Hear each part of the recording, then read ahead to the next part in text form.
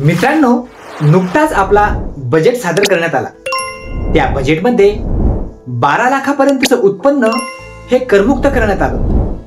म्हणजेच माझं वार्षिक उत्पन्न जर 12 लाख रुपये असेल तर मला इन्कम टॅक्स हा 0 भरावा लागेल।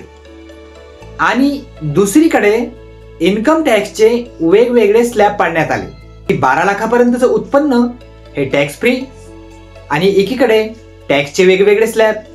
मित्रांनो, इथंच खरा घोळ होतो की आपण विचार करतो 12 लाखापर्यंतचं आपलं उत्पन्न हे टॅक्स फ्री असेल, मग माझं उत्पन्न जर 13 लाख असेल तर मला किती टॅक्स भरावा लागेल। अशा वेगवेगळ्या गोष्टी आपल्या मनामध्ये येतात, वेगवेगळे प्रश्न आपल्या मनामध्ये आपल्याला सहज पडतात। तर टॅक्सचे आपल्याला वेगवेगळे स्लॅब हे पाडण्यात आलेले आहे। ते स्लॅब आपण पाहणार आहोत। 0 ते 4 लाखापर्यंत 0 टॅक्स, 4 ते 8 लाखापर्यंत 5%, 8 ते 12 लाखापर्यंत 10%, 12 ते 16 लाखापर्यंत 15%, 16 ते 20 लाखापर्यंत 20%, 20 ते 24 लाखापर्यंत 25%, 24 लाख ते पुढे 30%, याप्रमाणे आपल्याला टॅक्स भरावा लागणार आहे। 12 लाखापर्यंत उत्पन्न करमुक्त आणि एकीकडे टॅक्सचे वेगवेगळे स्लॅब। यामध्ये आपलं जे कन्फ्युजन झालेलं आहे तेच कन्फ्युजन आपण या व्हिडिओद्वारे अगदी उदाहरणासहित स्पष्ट करणार आहोत। तत्पूर्वी आपण जर आपल्या नेशन बिल्डर चॅनलवर नवीन असाल तर आपल्या चॅनलला लाईक शेअर करून सबस्क्राईब करायला विसरू नका, कारण अशा प्रकारचं कंटेंट नेहमीच आपल्या चॅनलवर आपल्याला पाहायला मिळते। चला तर टॅक्स आपल्याला किती लागणार आहे ते आपण उदाहरणाने समजून घेऊया।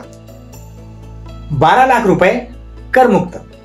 आता समजा माझा महिन्याचा पगार हा 80,000 रुपये आहे। आता इथे आपण 80,000 रुपये महिना, त्याप्रमाणे आपले वार्षिक उत्पन्न हे 12×8=96, 9,60,000 रुपये असा होतो वार्षिक।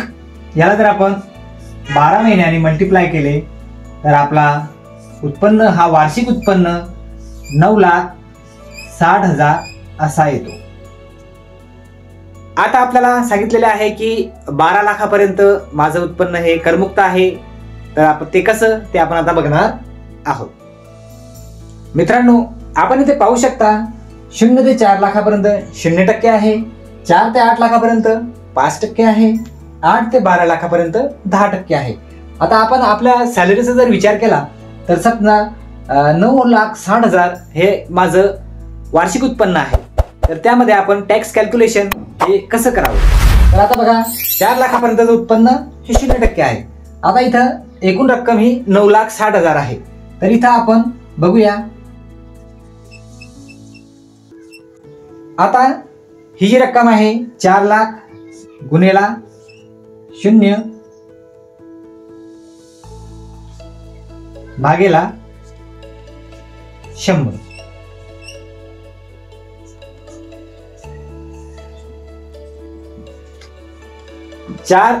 0 ते 4 लाखापर्यंत आपल्याला 0% हा टॅक्स द्यावा लागणार आहे।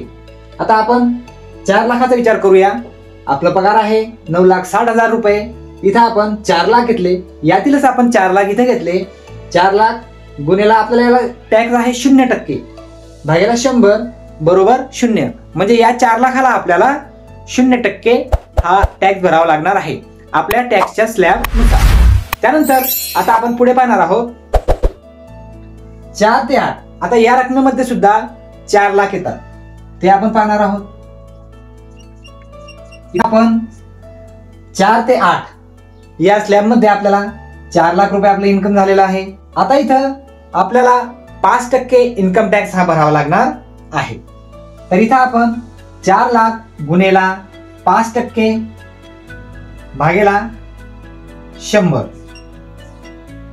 बरोबर 20,000। जर आपण हे असं कॅल्क्युलेशन केलं तर आपल्याला आता इथं 20,000 हा टॅक्स बसत आहे। आता 4 आणि 4 8 लाख होतात। आता आपली रक्कम आहे 9,60,000, आता याच्यामध्ये आपली जी रक्कम उरलेली आहे, कारण आपली रक्कम ही आता 8 लाखाच्या पुढे झालेली आहे, 8 ते 12 या स्लॅबमध्ये आपण यातील जे उरलेले आहे 1,60,000, ती रक्कम आपण इथे घेणार आहोत 1,60,000. आता इथं आपल्याला 10% हा इन्कम टॅक्स भरावा लागणार आहे, तर ती आपण 10% इथं घेणार आहोत. इथं आपण मागेला 100 करूया. ही आपली रक्कम येते 16,000 10% प्रमाणे. म्हणजे आपल्या लक्षात आलं असेल, इथं आपण 9,60,000 पैकी 4 लाख 0 ते 4 मध्ये घेतली, 4 ते 8 लाख ही 5% मध्ये येते, ती 4 लाख रक्कम आपण इथे घेतली आणि उर्वरित आपली जी रक्कम आहे 1,60,000 ती आपली रक्कम ही 10% मध्ये येत आहे. तर आपलं कॅल्क्युलेशन जर आपण पाहिलं, आपलं वार्षिक उत्पन्न आहे 9,60,000, 0 ते 4 मध्ये 4 लाख, 4 ते 8 लाख मध्ये 4 लाख, 8 ते 12 लाख मध्ये आपले 1,60,000 येतात. तर आपण ही जी रक्कम जर पाहिली तर ही टोटल रक्कम आपली पगाराची येणार आहे 9,60,000.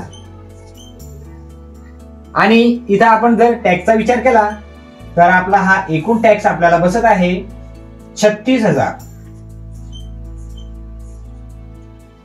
तर आपला एकूण टॅक्स येत आहे 36,000 रुपये. आता आपल्याला सांगितलं आहे की 12 लाखापर्यंत आपल्याला टॅक्स भरावा लागणार आहे, तर 36,000 हा आपला टॅक्स येत आहे. तर आता तो शून्य कसा होईल ते आपण पाहूया. आता इथं आपला एकूण जो टॅक्स येत आहे हा येत आहे 36,000. तर आपला येणारा जो टॅक्स आहे 36,000 आहे.